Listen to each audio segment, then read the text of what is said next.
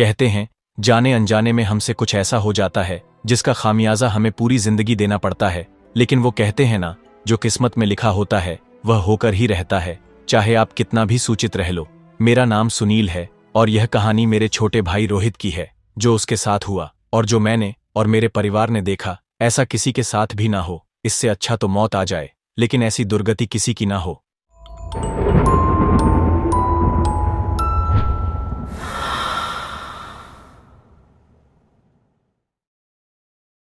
हम उज्जैन के रहने वाले हैं। मेरा छोटा भाई रोहित 22 साल की उम्र अपने कुछ दोस्तों के साथ घूमने के लिए हिमाचल की खूबसूरत पहाड़ियों पर जाता है। कहते हैं ना, जो दिखने में खूबसूरत हो उसका सच उतना ही डरावना होता है। एक दिन अचानक घूमते घूमते मेरा भाई और कुछ दोस्त एक शमशान के बाहर खड़े होकर अपनी हिम्मत साबित करने में लगे थे, क्योंकि उन्होंने शर्त रखी थी, जो भी इस शमशान के अंदर तक जाएगा वह शर्त जीत जाएगा। मेरा भाई सबसे आगे था और वह शमशान के अंदर चला गया।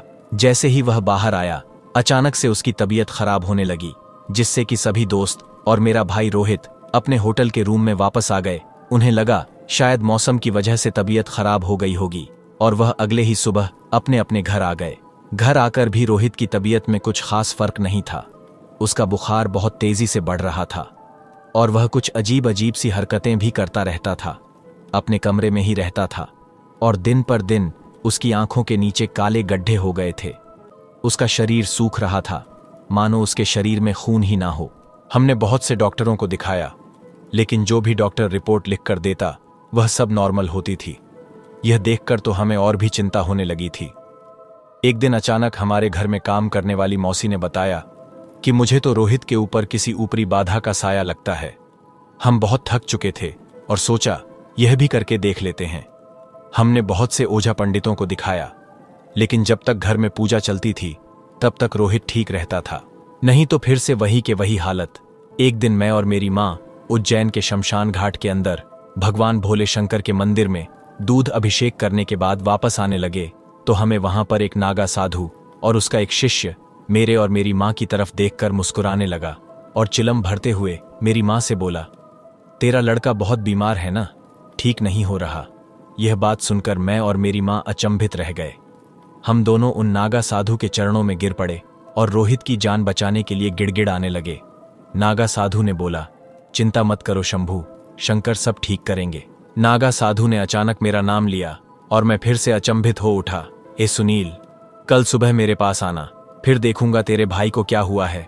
मैं और मेरी माँ ने उनका आशीर्वाद लिया और घर आ गए। अगली सुबह ठीक मैं नागा साधु के पास पहुंच गया था। नागा साधु ने मुझे देखकर बोला, चलो तुम्हारे घर जाकर ये मामला समझना होगा। मैंने कहा, ठीक है। मैंने नागा साधु और उसके शिष्य को गाड़ी में बैठने का आवेदन किया। हम कुछ देर में घर पहुंच गए। घर में प्रवेश होते ही नागा साधु ने पीली सरसों को अपनी थैली से निकालकर मुट्ठी में भरकर कुछ मंत्र पढ़ने लगा और प्रवेश द्वार से लेकर घर में सभी जगह डाल दिए और घर की स्त्रियों को बाहर रुकने के लिए कहा। इस बार जैसे ही मैं नागा साधु और उसके शिष्य के साथ अपने घर के अंदर गया तो एक अजीब सी मनहूसियत का आभास हुआ। घर जैसा नहीं लग रहा था। इससे पहले मैंने और मेरे परिवार ने ऐसा कुछ भी महसूस नहीं किया था। यह पहली बार था। फिर मैं और नागा साधु और उसका शिष्य रोहित के कमरे में गए। रोहित वहीं बिस्तर पर बीमार पड़ा हुआ था। जैसे ही नागा साधु ने उसकी आंखों में आंखें मिलाई तो वो उनसे नजरें चुराने लगा और अपना सर दूसरी तरफ कर लिया और रोने लगा। मुझे कहने लगा, सुनील भैया, आप इन्हें यहाँ क्यों लेकर आए हो? आप इन्हें जाने के लिए बोल दीजिए। यह सुनकर मैं बहुत अचंभित सा था कि ऐसा क्या हो गया रोहित को। नागा साधु रोहित की ओर देखकर मुस्कुराने लगे। उनकी मुस्कुराहट देखकर मुझे ऐसा लगा कि जैसे उनको सब कुछ पता चल गया हो। नागा साधु ने मुझसे पूछा, कभी कोई शमशान वगैरह में गए हो क्या? मैंने कहा, बिल्कुल भी नहीं। तो नागा साधु ने बोला, जो भी स्थिति है आज रात को सब समझ में आ जाएगी। तभी नागा साधु ने मुझे कुछ सामग्री लिख कर दी और बोला कि इसे जल्दी से जल्दी लेकर आओ। मुझे आज रात अपने शिष्य के साथ एक पूजा करनी है और मेरे साथ कोई परिवार का भी आ सकता है। तो जल्दी में मैंने अपना सर हाँ में हिला दिया। नागा साधु ने कहा, मैं रात को तुम्हारे घर फिर वापस आऊंगा, तब तक तुम यह सामग्री लेकर आ जाना। और नागा साधु ने कहा, आज रात तुम्हें छोड़कर घर के सभी किसी और जगह चले जाना। मैंने अपने परिवार को पड़ोस के घर में भेज दिया और मैं वहीं रुककर नागा साधु और उसके शिष्य का इंतजार करने लगा। रात काफी हो चुकी थी। इतने में ही नागा साधु और उसका शिष्य मेरे घर में आ जाते हैं। उन्हें देखकर मेरी जान में जान आती है। तभी मेरी लाई हुई सारी सामग्री नागा साधु देखने लगा, जिसमें लोबान, कपूर, लौंग, इलायची, पीली सरसों, पान, मछली और मंदिरा थी। नागा साधु सारी सामग्री को देखकर पूजा की विधि के लिए तैयारी करने लगा। नागा साधु ने बोला, यह पूजा हमें पूरे 12 बजे करनी होगी। जैसे ही 12 बजाते हैं तो नागा साधु ने हम दोनों और अपने आसपास एक सुरक्षा यंत्र बना दिया। नागा साधु और उसके शिष्य को तो सब कुछ पता ही था, लेकिन नागा साधु ने मुझे चेतावनी देकर कहा, कुछ भी हो जाए, कोई भी आवाज हो, तापमान ठंडा और गर्म हो, कोई तुम्हें हिलाए, तुम्हें किसी भी कीमत में इस यंत्र के बाहर नहीं निकलना है। अगर तुम इस यंत्र के बाहर निकल गए, तुम्हारा भाई तो मरेगा ही, साथ में हम लोग की जान को भी खतरा हो सकता है। नागा साधु रोहित के कमरे में गया और उसके माथे को अपने अंगूठे से दबाया और फिर उसके कमरे से बाहर आकर उसके कमरे को चटकानी से बंद कर दिया और उसके कमरे के सामने ही गैलरी में आसन लगाकर हम तीनों बैठ गए। नागा साधु ने जमीन पर आटे, हल्दी और लाल केसर से किसी यंत्र का निर्माण किया। उस यंत्र में कुछ मंत्र बुदबुदाते हुए चावल के दाने छिड़क दिए। एक दीपक में कपूर जलाकर थोड़ा लोबान उसमें डालकर 2 लौंग अपने सर के ऊपर से घुमाकर जला दी और फिर से थोड़ी सी पीली सरसों लेकर उस पर मंत्र पढ़कर अपने आसपास फेंक दी, जिससे कि उसने पूरे घर का बंधन कर दिया था। और नागा साधु बोलने लगा, अब वो प्रेतनी इस घर के बाहर नहीं जा सकती। नागा साधु का मंत्र जाप शुरू हुआ। धीरे धीरे मंत्रों की ध्वनि बढ़नी शुरू हुई। मंत्रों के साथ कमरे की गर्माहट बढ़ने लगी। नागा साधु और उसका शिष्य आंखें बंद कर मंत्र जाप कर रहे थे, जैसे उनको कुछ भी महसूस ना हो रहा हो। अचानक एक बार फिर से कमरे का तापमान गर्म से ठंडा होने लगा और एक तरफ अचानक ही किचन के बर्तन अपने आप गिरने शुरू हो गए। यह सब देखकर मैं बहुत डर गया था, लेकिन मुझे नागा साधु की दी हुई चेतावनी सब याद थी, तो मैं जैसे तैसे वह पर बैठा रहा। कुछ समय बाद बर्तनों के गिरने का शोर दबने लगा। फिर कुछ देर के लिए सब कुछ बंद हो गया। पूरे घर की लाइट जलने बूझने लगी। फिर से घुप्र अंधकार छा गया। बंद मकान के अंदर किसी कोने से हवा चलने लगी और अचानक से सड़े हुए मांस की गंदी बदबू आने लगी। लेकिन नागा साधु और उसके शिष्य वैसे ही बैठे हुए थे, मानो उन्हें कुछ भी फर्क ना पड़ रहा हो। अचानक कमरे के अंदर हलचल होने लगी। किसी के कदमों की आहट कमरे के भीतर से आने लगी, कभी तेज कभी धीमी। रोहित अब तक बुखार के दर्द से बेड पर लेटा हुआ था। वो अपने हाथों के बल तेजी से चलता हुआ हमारी तरफ आ रहा था। उसकी आंखों के नीचे के काले घेरे रात से गहरे थे। उसकी त्वचा का रंग भी पूरी तरह से रुखा हो गया था। मेरा दिमाग सोचने में असफल था, ये सब कुछ क्या हो रहा था। जब रोहित अपने हाथों के ऊपर चलता हुआ दरवाजे तक पहुंचा तो उसने वहां पर रखे मंदिरा और मछली में से पहले मछली को निगल लिया। वो किसी पागल की तरह मछली के टपके हुए लाल खून को जमीन पर से जीभ को लपलपाकर चाट रहा था। उसके बाद उसकी नजरें मंदिरा पर गईं। वो अपने एक हाथ से बोतल पर पकड़ बना रहा था और दूसरे हाथ पर उसके पूरे शरीर का संतुलन था कि आवाज के साथ एक सांस में सारी मदिरा पी गया। उसके साथ शराब की गंध चारों ओर फैल गई। नागा साधु ने मंत्रों की आवाज तेजी से बढ़ा ली। वो मंत्रों की ध्वनि सुनकर बचाओ की आवाज के साथ एक और गिर पड़ा। कुछ देर बेहोश की अवस्था में रहकर उसके अंदर की छुपी शक्ति मंत्रों के कारण बाहर आने लगी। जितनी देर रोहित बेहोश था, उतनी देर मुझे बहुत भयानक एहसास होने लगे। मेरे सामने से एक काली परछाई गुजर कर गई। वो कभी इस कमरे में तो कभी उस कमरे से कदमों और उसकी चिल्लाने की आवाज आने लगी। अचानक किचन के बर्तन गैलरी में आकर गिरने लगे। इससे हमें कुछ नुकसान नहीं हुआ। वो प्रेतात्मा बस मंत्रों के उच्चारण में बाधा उत्पन्न करना चाहती थी। अचानक से वो परछाई छत पर आकर उल्टे पैरों से चिपक कर चलने लगी, जिसे देखकर मेरी हृदय की धड़कन और तेजी से बढ़ने लगी। मेरा शरीर डर से कांपने लगा। कमरे में अचानक तूफान सा उठा और घर के दरवाजे और खिड़कियां खुलने लगी, आपस में टकराने लगी। एक खिड़की के कांच चटक कर फर्श पर गिर गए। एक बार को लगा कि जीवन लीला यहीं समाप्त होगी, क्योंकि खिड़की के टूटे हुए कांच हवा में हमारी तरफ बढ़ रहे थे। वह कांच के टुकड़े किसी खंजर की तरह आगे से नुकीले थे। कांच के टुकड़े बस तेजी से हमारे ऊपर गिरने वाले थे। इससे पहले नागा साधु ने उन टुकड़ों से बिना विचलित हुए जोर जोर से मंत्र पढ़ते हुए चावलों को बेहोश पड़े रोहित के शरीर पर मारा। वो कांच के टुकड़े जमीन पर गिर गए। वो प्रेतात्मा फिर से रोहित के शरीर में प्रवेश कर गई। वह शरीर में घुसते ही रोहित उठकर बैठ गया। जो शरीर अब तक बेसुध होकर पड़ा था, वो तुरंत उठ बैठा था।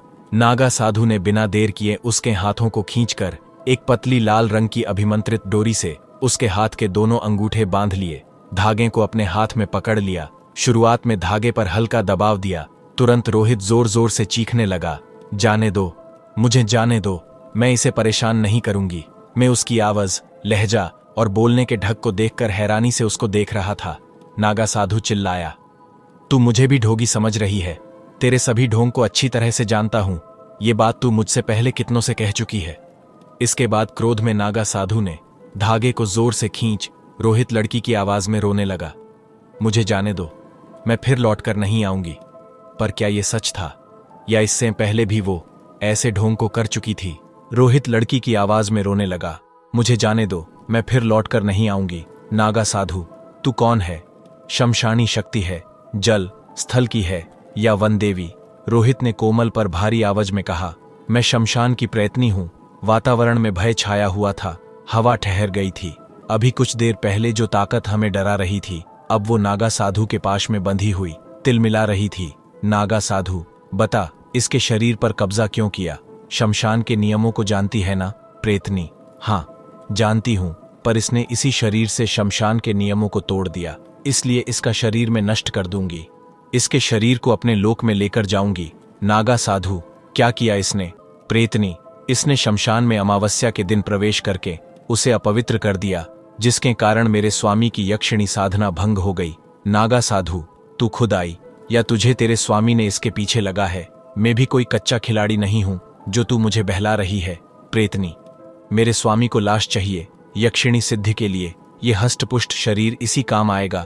इसने उस रात को काल भैरव की कृपा से मिला शव अनजाने में खराब कर दिया। नागा साधु, तू तो इसे पूरी तरह चूस गई है। इसके शरीर में खून की बूंदें ही कहां शेष है? प्रेतनी, अभी मज्जा शेष है, फिर तंत्र में तो बस लाश चाहिए, बाकी मेरी भेंट है। नागा साधु, इससे अनजाने में गलती हुई, तू इसे क्षमा कर दे। प्रेतनी, शमशान में चूक की कोई जगह नहीं है। शमशान के नियमों का उल्लंघन मैं नहीं, तुम कर रहे हो। मैं इसे लेकर जाऊंगी, हिम्मत हो तो रोक लो। मैं स्वामी के आदेश से बंधी हूं। नागा साधु, अगर मैं तुम्हें स्वामी की गुलामी से आजाद कर दूं तो? प्रेतनी, कोई अघोरी तात्रिक मुझे सिद्ध कर लेगा। नागा साधु, तुम खुद जाओगी या मैं शमशान के रक्षक का आवाहन करूं? प्रेतनी, नियम इसने तोड़ा है, मैंने नहीं। नागा साधु, तो ये भी नियम का खंडन है। तुम अपनी शक्तियों से इसे अकाल मृत्यु की ओर ले जा रही हो। प्रेतनी, इसकी शुरुआत तो वहीं हो गई थी जब इसने शमशान को क्षति पहुंचाने का काम किया। नागा साधु, तो तुम ऐसे नहीं जाओगी। उसने जोर से उस लाल धागे को खींचकर जोर से प्रेतनी के शरीर को यंत्र के अंदर ले लिया। रोहित तुरंत बेहोशी की अवस्था में चला गया। वो प्रेतनी चीखते चिल्लाते हुए अदृश्य हो गई। नागा साधु ने उसे सूंधा। ये अब भी प्रेतनी के वश में है, इसे बचाना असंभव है। शमशान के रक्षक ही इसे जीवन दान दे सकते हैं। नागा साधु ने उसकी कलाई पर एक लाल रंग का अभिमंत्रित धागा बांध दिया। वो बेहोश हो गया। उसकी सांसें चल रही थीं। सुबह होने को थी, इसलिए हम ब्रह्म मुहूर्त तक उसी रक्षा घेरे में बैठे रहे। जब ब्रह्म मुहूर्त हुआ तो नागा साधु ने जमीन पर बिखरी सारी सामग्री को समेट लिया और एक थैली में भरकर अपने बैग में रख लिया। रोहित को कमरे में सुला दिया। कुछ देर बाद मेरे परिवार वाले भी वापस लौट आए। मेरी मां ने कहा, मेरा बच्चा बच तो जाएगा बाबा जी? नागा साधु ने कहा, कोशिश कर रहा हूं। उसके हाथ में जो धागा है, जब तक वो है तब तक सब सही रहेगा। अगर लापरवाही में वो कहीं गुम गया या छूट गया तो 24 घंटों में इसकी मौत निश्चित है। मैंने कहा, कुछ पक्का समाधान दो बाबा जी। धागे के भरोसे कब तक रहेगा वो? नागा साधु, ये बस कुछ समय के लिए है, ताकि प्रेतनी उससे दूर रहे, उसके शरीर पर कब्जा ना कर सके। हमें इसके पक्के समाधान के लिए शमशान के देवता को सिद्ध करना होगा। इसमें कुछ अधिक खर्चा होगा और हम जो सामग्री मंगाए वह बिना किसी न नुकुर इकट्ठा करके तुम्हें लेकर आनी होगी। सामग्री लेकर तुम्हें शमशान में आना होगा, परंतु उसके जीवित रहने की कोई गारंटी मैं नहीं दे सकता। रोहित ने अनजाने में ही सही मौत को आमंत्रित किया है। प्रेत योनि का इसके शरीर पर लंबी अवधि तक प्रभाव रहा है, इसलिए कुछ भी हो सकता है। सोच लो। मेरी मां ने कहा, बाबा जी, आप किसी भी तरीके से मेरे बच्चे को बचा लो। नागा साधु, कोशिश करेंगे देवी। शिव शंभू की कृपा हुई तो 100 साल जी जाएगा, नहीं तो 24 घंटे हैं बस। कल सूरज उगने से पूर्व सब समाप्त हो जाएगा। मेरी मां यह बात सुनकर रोने लगी। मैंने अपनी मां को चुप करवाया और बोला, मां, रोहित को कुछ नहीं होगा, मैं हूं ना। नागा साधु, आज शाम तक तुम 7 नदियों का जल, 21 फलदार पेड़ों की पत्तियां 7 जगह की मिट्टी, 7 नदी की मिट्टी, एक बड़ा दीपक, 7 अनाज, इत्र, मोगरा घूप, गाय का घी और 11 मीठे पान लेकर शमशान पर आ जाना। हम वहीं तुम्हारा इंतजार करेंगे। ठीक है बाबा जी, मैं सब सामान लेकर वहीं आ जाऊंगा। नागा साधु और उसका शिष्य दोनों हमारे घर से चले गए। रात होते ही मैं सारी सामग्री लेकर अपनी गाड़ी से शमशान की तरफ जाने लगा। मैंने गाड़ी को साइड में लगाया और सीधे शमशान की ओर जाने लगा। शमशान के गेट के बाहर नागा साधु का शिष्य मेरा इंतजार कर रहा था। जैसे ही मैं वहां पर गया तो वह मुझे सीधा नागा साधु के पास लेकर जाने लगा। मेरे हाथ में सामग्री वाला बैग था। मुझे देखकर नागा साधु ने कहा, आओ सुनील, हम तुम्हारे ही इंतजार कर रहे थे। जो सामान कहाँ था, वो सब पूर्ण है ना? मैंने अपना सर हाँ में हिला दिया। नागा साधु ने कहा, चलो। मैं बैग लेकर पीछे पीछे चलने लगा। नागा साधु हमें उसी स्थान पर लेकर गया जहां पर एक बहुत बड़ा हवन कुंड लगा हुआ था, जो कि जमीन खोदकर बनाया हुआ था। नागा साधु वहीं बैठकर लकड़ी से मिट्टी को खोदने लगा और उसके पास नदी की तरफ एक चौकोर यंत्र बना लिया। उसके बाद उन्होंने चारों तरफ रक्षा के लिए एक रक्षा घेरा बनाया। वो हवन कुंड उस गोले के एकदम बीच में मौजूद था। उस हवन कुंड में शमशान के पेड़ों के नीचे जमीन पर रखी हुई लकड़ियां तोड़कर जला दी। उसकी रोशनी शमशान में कुछ दूरी तक उजाला कर रही थी, परंतु अधिकांश क्षेत्र पर अंधकार का ही कब्जा था। इतने में नागा साधु ने अपने थैली से कुछ कौड़ियां निकाली और उस पर कुछ मंत्र पढ़कर काल भैरव को याद करते हुए, हे काल भैरव, हमारी मदद करो, उस कौड़ियों को शमशान की जमीन पर फेंक दिया। कुछ कौड़ियां वहीं पर थीं, कुछ नदी की तरफ इशारा कर रही थी, कुछ दक्षिण पश्चिम की ओर इशारा कर रही थी। मैं यह सब देखकर बहुत डर रहा था। कुछ देर में नागा साधु ने सभी सामान एक चौकोर यंत्र में रख दिया। घड़े में नदी का जल लेकर आए। अनुष्ठान की तैयारी कुछ ही देर में हो गई। पूरा शमशान में एक अनंत शांति स्थापित हो चुकी थी। शमशान में केवल वह अंगार धड़क रहे थे जो उन चिताओं पर मौजूद थे। इसी के साथ नागा साधु की साधना भी प्रारंभ हो गई। हम तीनों गोले के अंदर बैठे हुए थे। हमारे सामने वह सभी सामग्री मौजूद थी जो मैं लेकर आया था। कुछ देर में नागा साधु ने अपनी आंखें बंद करके मंत्रों का उच्चारण शुरू किया। यह मंत्र कल की साधना के बिल्कुल विपरीत थे। मंत्र उच्चारण के बाद नदी में कुछ हलचल होने लगी। नदी की धारा के बीच एक शव बहता हुआ हमारी तरफ आ रहा था। मंत्रों की तेज ध्वनि की ओर वो शव खींचा चला आ रहा था। ऐसा प्रतीत हो रहा था जैसे कोई शक्ति उस शव को खींचकर हमारे सामने ला रही हो। इतने में वो नागा साधु उठा, नदी के किनारे से शव को अकेले घसीट कर लाया, उसको यंत्र के सामने लेटा दिया। हमारी आंखों के सामने वो निष्प्राण शव था। वो एक लड़के का शव था जो लगभग रोहित की आयु का होगा। उसके कपड़े और शरीर मिट्टी से सने हुए थे। उसका शरीर अब भी गिला था। उसके हाथ की नसों पर खून जमा हुआ था। प्रतीत हो रहा था जैसे वो लड़का काफी दिन पहले मृत हो चुका था, परंतु उसका शव काफी हद तक सही था। शायद वो कोई रहस्यमयी शव था। नदी के बीच में वो ऐसे निकाला मानो कोई उसे खींच लाया हो। नागा साधु ने उस शव को घंडे के जल से नहला दिया। फिर उसे भर कर ले आया। जितनी देर वो वहां नहीं था, मेरी तो हालात खराब थी। मन में भ्रम हो रहा था कहीं ये हम पर घातक हमला ना कर दे, पर ईश्वरीय शक्ति से वो शव ज्यों का त्यों बना रहा।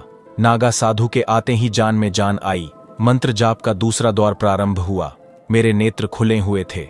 नागा साधु और उसका शिष्य ध्यान लगाकर लगातार जप कर रहे थे। शमशान की शांति मंत्रों की गूंज से टूटने लगी। एक बार फिर से गंध शुरू हो गई थी। मौसम ने करवट लेनी शुरू की। तेज हवाएं चलने लगीं, पत्तों में सनसनाहट होने लगी। परंतु चारों तरफ नजरें घुमाकर देखा, शमशान शांत था, बिल्कुल निर्जन वन की भांति। वो ध्वनि मेरे मन का वहम प्रतीत हो रही थी। मैं अपने सामने मृत शव को देखकर घबरा रहा था, जो सामने वैसे की वैसा पड़ था। मंत्रों की ध्वनि के बीच अचानक शमशान के अंधकार से रोने की आवाज आ रही थी। इतने में वह पर प्रेतनी आ चुकी थी, जिसे देखकर मेरे दिल जोर जोर से धड़कने लगा। शमशान में मंत्रों की आवाज धीरे धीरे बढ़ने लगी। एक प्रहर पूरा बीत जाने के बाद अंधकार में से प्रेतनी परछाई के रूप में बदलकर हमारे चारों तरफ गोल गोल घूमने लगी। उसके आते ही मांस सड़ने की बदबू वातावरण में फैल रही थी। वो अपनी डरावनी दृष्टि से हमें डरा रही थी। उसके लाल नेत्र अंधकार में चमक रहे थे। कभी वो शमशान के पास मौजूद पेड़ों के ऊपर उल्टी लटकती, तो कभी हमारे बिल्कुल करीब आकर जोर जोर से चीखने चिल्लाने लगती। परंतु ऐसा लग रहा था जैसे उसकी हरकतों को कोई नियंत्रित कर रहा था। अचानक से मंत्र जाप रुका। प्रेतनी भी हवा के साथ घुल गई। शायद वो नागा साधु की दृष्टि को सहन करने से सहम रही थी। रात्रि की दूसरे प्रहर लग चुका था। नागा साधु ने कहा, सुनील, अपना हाथ दिखाना। मैंने हाथ दिखने को बढ़ाया ही था। नागा साधु ने नुकीली लोहे की पिन मेरी तर्जनी अंगुली में चुभा दी। मैं चिल्लाया, आ! फिर नागा साधु मुस्कुराते हुए मेरी अंगुली से रक्त शव के मुंह में टपकाने लगा। 3 बूंदें टपकने के बाद उसने मेरा हाथ छोड़ते हुए नागा साधु ने कहा, हमें मार्ग दिखाओ, हे श्मशान के अधिष्ठाता, मार्ग दिखाओ। उसके बाद घड़े में पानी भरकर रखे हुए जल में इत्र को मिला दिया। इत्र के मिलते ही उस पानी से सुगंधित खुशबू उठने लगी, वातावरण में तेजी से फैल गई। घड़े के जल का छिड़काव नागा साधु ने उस शव के चारों तरफ किया। शव के चारों तरफ वो अलग अलग प्रकार की पत्तियां लाइन में बारी बारी से बिछाई। उन पत्तियों के ऊपर अलग अलग वस्तुएं सजाई जाने लगीं।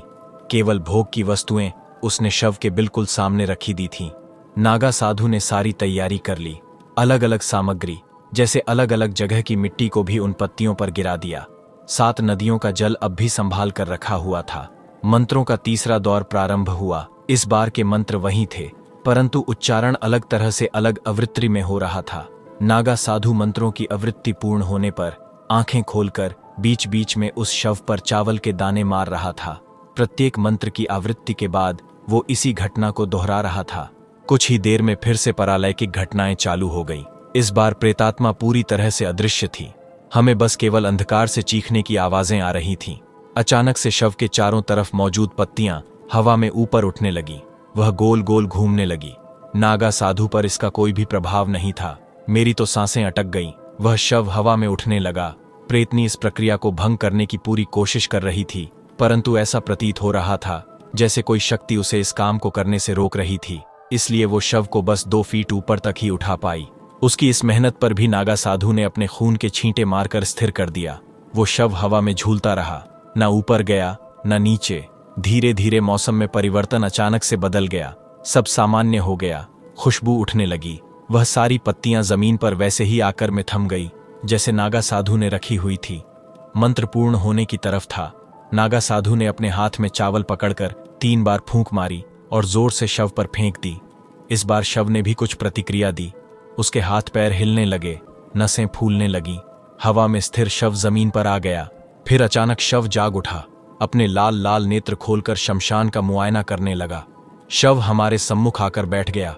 उस रात उसने हमारी आंखों के सामने वह रखा सारा भोग कुछ ही पलों में छटका गया। उसकी लंबी लाल जीभ, जिससे खून की बूंदें स्पष्ट दिख रही थीं। शव धीरे धीरे से बोला, खून दो, अपना खून दो। नागा साधु तो जैसे पहले से तैयार था। फिर नागा साधु ने अपनी थैली से एक खोपड़ी निकाली। उसके ऊपर मेरी अपनी और अपने शिष्य की उंगलियों से 3-3 बूंद खून की निकाली गई। फिर नागा साधु ने मंत्र बुदबुदाते हुए चावल के 3 दाने उसमें डाल दिए। उसके डालते ही खोपड़ी में खून खुद ब खुद ऊपर की ओर बढ़ने लगा। मैं बहुत अचंभित था। खोपड़ी अपने आप घूमने लगी और वह पूरी तरह से खून से भर गई। लाल गाढ़ा ताजा खून जमीन पर गिरने लगा। नागा साधु ने खोपड़ी शव की तरफ की। वह किसी अतृप्त जीव की तरह उस खून को पी गया। उसके वस्त्र पूरी तरह से लाल हो गए।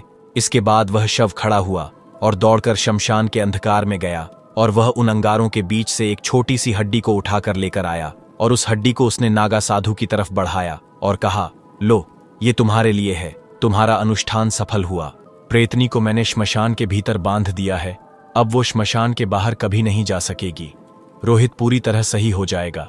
उसके बाद उस शव का शरीर काले रंग का होने लगा। उसकी आंखें तीव्र लाल और जीभ से खून की बूंदें जमीन पर टपकने लगीं।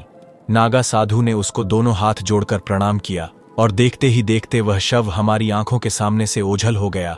नागा साधु खुशी से झूम उठा। वो चिल्लाया, हम सफल हुए, हमारा अनुष्ठान सफल हुआ। रक्षक ने प्रेतनी को कीलित कर दिया। अब वो शमशान से बाहर नहीं जा सकेगी। उसके बाद नागा साधु ने अपने हाथों से शेष सामान को उठाया और नदी के जल में प्रवाहित कर दिया। रात्रि का 3रा और 4था पहर खत्म होने को था। ब्रह्म मुहूर्त प्रारंभ होने को था। मैंने नागा साधु से पूछा, क्या अब मेरा भाई पूरी तरह से सही हो जाएगा? नागा साधु ने कहा, हाँ, प्रेतनी के प्रकोप से पूरी तरह मुक्त है। कुछ ही दिनों में वह पूरी तरह ठीक हो जाएगा। बस शारीरिक रूप से बलवान होने में समय लगेगा। सामग्री को नदी में प्रवाहित करने के पश्चात हम सब शमशान से बाहर आ गए। मैंने नागा साधु को प्रणाम किया। नागा साधु ने अपनी चिलम निकाली और मुझसे बोला, शंभु शंकर, तुम पर कृपा करें। मैं अपनी गाड़ी लेकर घर वापस आ गया और रोहित भी बिल्कुल ठीक हो चुका था। अगर आपको हमारी यह कहानी पसंद आए तो वीडियो को लाइक और सब्सक्राइब जरूर करें। अपनी राय और अनुभव कमेंट्स में हमारे साथ साझा करें।